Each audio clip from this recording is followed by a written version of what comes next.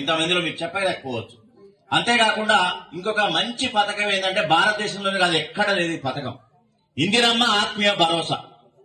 ఎక్కడ లేదండి ఈ పథకం. కొత్తగా మనకే ఈ యొక్క ప్రభుత్వం ప్రజాప్రభుత్వం తీసుకొచ్చిన పథకంలో ఏంటంటే ఉపాధి హామీ కూలికి పోతున్నటువంటి కుటుంబాలు ఎవరైతే ఉన్నారో, గుంటెడు జాగలేనటువంటి కుటుంబాలు ఏవైతే ఉన్నాయో, గుంటెడు కూడా జాగలేదు, కైకిలికి పోతే తప్ప వాళ్ళకి ఇక అన్నం ఆ పూట గడవదు, రెక్కాడితే కానీ డొక్కాడదు. అట్లాంటి వాళ్ళకి సంవత్సరానికి 12,000 రూపాయలు ఇవ్వాలని ప్రభుత్వం నిర్ణయించింది. సో ఒక కిస్తుకి 6,000, ఇంకో కిస్తుకి 6,000, రెండు తరఫలుగా అది 12,000 రూపాయలు ఇవ్వడం జరుగుతుంది. మనలో కూడా 38 మంది అట్లాంటి వాళ్ళని గుర్తించారు. దీనికి అర్హత ఏంటంటే మనకి గత సంవత్సరంలో 20 పని దినాలన్నా చేసి ఉండాలా, 20 రోజులు కూలి పని దినాలు చేసి ఉండాలా.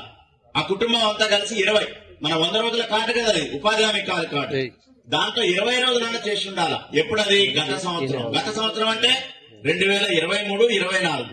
కొంతమంది తెలవక 2023 లెక్క పెట్టుకుంటున్నారు,